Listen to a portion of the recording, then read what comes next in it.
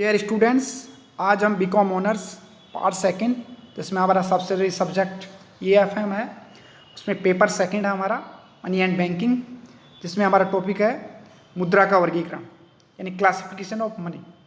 सबसे पहले हम इंट्रोडक्शन लेते हैं, यानी मानव सभ्यता का जब से विकास हुआ है उसके साथ साथ समय और परिस्थिति के अनुरूप मुद्रा का जो स्वरूप है उसमें परिवर्तन होता रहता है।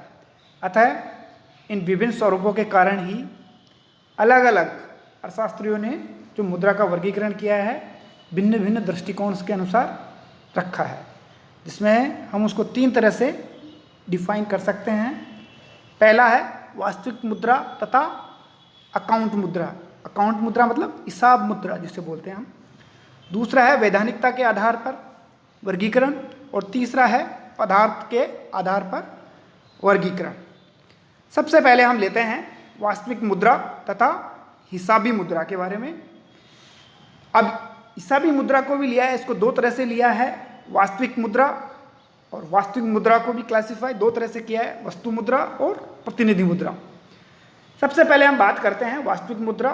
प्रोफेसर किंग्स ने मुद्रा का जो वर्गीकरण है वास्तविक मुद्रा का तथा हिसाबी मुद्रा के रूप में किया है। किंग्स के अनुसार वास्तविक मुद्रा यानी मनी प्रॉपर वह मुद्रा है जो किसी देश विदेश में वास्तव में प्रचलन में होती है तथा वह मुद्रा विनिमय के माध्यम मूल्य का मापक तथा मूल्य का संचय का कार्य करती है। जैसे भारत में सिक्के हैं, पत्र मुद्रा है, वह वास्तविक मुद्रा है क्योंकि वे विनिमय के माध्यम और मूल्य का मापन और क्रय शक्ति के संचय का कार्य करती है। अब किंग्स ने इसको 2 भागों में विभाजित किया है। पहली है वस्तु मुद्रा यानी कम्युनिटी मनी। अब कम्युनिटी मनी क्या है? वह मुद्रा जो किसी न किसी धातु की बनी हो तथा उसका धात्विक मूल्य उस पर अंकित के बराबर होता है। ऐसी मुद्रा को जिसमें आंतरिक मूल्य उसके बाह्य मूल्य के बराबर हो और वह पूर्णकाय यानी फुल्ली बॉडीज मनी कहलाती है। दूसरी है प्रतिनिधि मुद्रा यानी रिप्रेजेंटेटिव मनी। वह मुद्रा होती है जो विनिमय के साथ साथ मूल्य के मापन के रूप में प्रचलित रहती है। यह मुद्रा स्वयं में मूल्यवान नहीं होती, किंतु मूल्यवान धातु में परिवर्तन होने के कारण उसका जो प्रतिनिधि है वो करती है। सभी प्रकार की जो परिवर्तनशील कागजी मुद्राएं हैं वो इस श्रेणी में आती है। ऐसी जो मुद्रा है उसके संचय के जो साधन है वो अनुपयुक्त मानी जाती है। अब हम बात करते हैं, किंग्स ने ही इसे 2 तरह से 2 भागों में विभाजित किया है। अगर हम बात करें प्रतिनिधि मुद्रा को भी 2 भागों से परिवर्तित किया है, एक तो परिवर्तनशील मुद्रा और दूसरा अपरिवर्तनशील मुद्रा। अब हम बात करते हैं हिसाब किताब की मुद्रा। दूसरे नंबर पे जो है हिसाब किताब की मुद्रा में क्या होती है? यह वह मुद्रा है जिसके रूप में ऋण, वस्तुओं का मूल्य तथा सामान्य क्रय शक्ति व्यक्त की जाती है। अर्थात इस मुद्रा के रूप में हिसाब किताब रखे जाते हैं। अगर हम सामान्यतः वास्तविक मुद्रा के हिसाब किताब की मुद्रा को अगर हम समझना चाहते हैं तो वह कभी कभी विशेष परिस्थितियों में अंतर भी संभव है।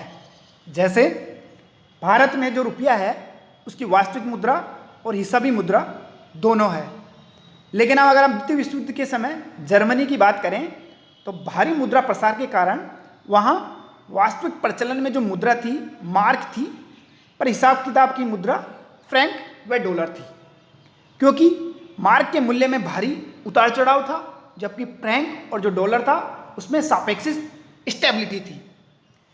अब हम बात करते हैं वैधानिकता के आधार पर मुद्रा का वर्गीकरण। इसको भी 2 तरह से डिवाइड किया गया है। पहली है विधि ग्रहीता मुद्रा यानी लीगल टेंडर जिसे हम बोलते हैं। विधि ग्रहीता मुद्रा का तात्पर्य उस मुद्रा से है जो सरकार द्वारा मुद्रा घोषित है तथा उसमें विनिमय के माध्यम, मूल्य के मापक तथा भुगतान के जो साधन है उसके रूप में स्वीकार करना अनिवार्य है। इसे मुद्रा के रूप में अस्वीकार करने पर दंड का प्रावधान है। उदाहरण के तौर पर अगर हम बात करें तो भारतीय कागजी मुद्रा तथा सिक्के जो है वो विधिग्राह्य मुद्रा ही है। अब इसको भी दो तरह से विभाजित किया है। पहला है असीमित विधिग्राह्य मुद्रा और दूसरा है सीमित विधिग्राह्य मुद्रा, यानी अनलिमिटेड लीगल टेंडर और लिमिटेड लीगल टेंडर। अब हम बात करते हैं ऐच्छिक मुद्रा की। ऐच्छिक मुद्रा यानी ऑप्शनल मनी वह मुद्रा है जिसके पीछे कोई वैधानिक शक्ति स्वीकार करने को बाध्य नहीं करती, वरन जनता के द्वारा जो सामान्य स्वीकार की जाती है, इसे ऐच्छिक मुद्रा कहा जा सकता है। इसके अंतर्गत सब साख मुद्राएं आती है, जैसे चेक, हुंडी, प्रतिज्ञा पत्र, विनिमय पत्र आदि के रूप में प्रचलित है। इस मुद्रा का चलन क्षेत्र है वो सीमित है और जो जारी करने वाला व्यक्ति है उसकी साख पर वो निर्भर करती है।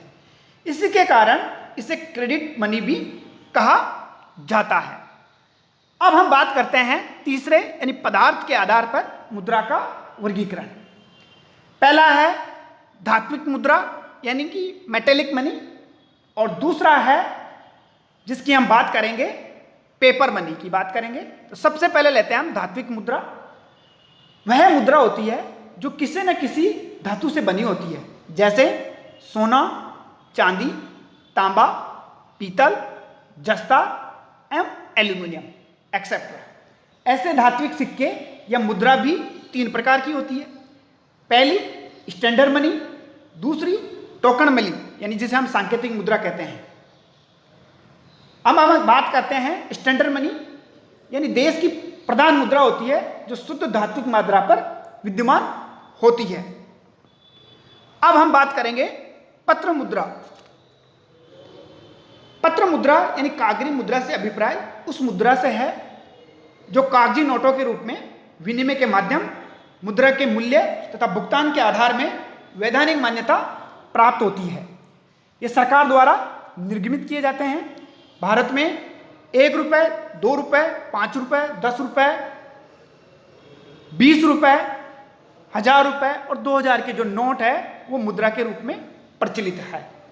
पत्र मुद्रा एक विशेष किस्म के कागज पर लिखा हुआ एक प्रतिज्ञा पत्र होता है जिसमें निगमन अधिकारी या सरकार धारक को उसमें अंकित राशि के भुगतान का वादा करती है। यह प्रतिज्ञा पत्र ही मांग का देय यानी पेएबल ऑन डिमांड होता है। भारत में 1 रुपये का जो नोट है वो केंद्र सरकार के वित्त विभाग द्वारा निर्मित किया जाता है तथा उसे किसी प्रकार की प्रतिज्ञा नहीं होती, अतः इसे करेंसी नोट कहा जाता है। जबकि अन्य नोट भारत के आरबीआई द्वारा निर्मित किए जाते हैं और उसमें प्रतिज्ञा होती है। अगर हम इसको पेपर यानी क्लासिफिकेशन ऑफ पेपर मनी की बात करें तो इसे 4 तरह से क्लासिफिकेशन कर रखा है। पहला है रिप्रेजेंटेटिव पेपर मनी यानी प्रतिनिधिव पत्र मुद्रा। दूसरा है वियर एंड टियर यानी बहुमूल्य धातुओं के घिसावट। दूसरा है परिवर्तनशील पत्र मुद्रा। तीसरी है अपरिवर्तनशील पत्र मुद्रा और चौथी है पारदर्शित पत्र मुद्रा। आज की वीडियो में हम इतना ही चर्चा करेंगे। कल के वीडियो में हम देखेंगे एडवांटेज ऑफ पेपर मनी और पत्र मुद्रा के अवगुण कौन कौन से हैं, और हम ये भी बात में करेंगे यानी future of paper money in brides यानी कागजी मुद्रा का भविष्य उज्जवल है या एक अच्छी मुद्रा वस्तु में कौन कौन से गुण होने चाहिए। इन बिंदुओं पर हम कल चर्चा करेंगे और हम ये निष्कर्ष निकालेंगे कि क्या भारत की जो मुद्रा है वस्तुओं में श्रेष्ठता के गुण है या नहीं। आज के टॉपिक में इतना ही। Thank you.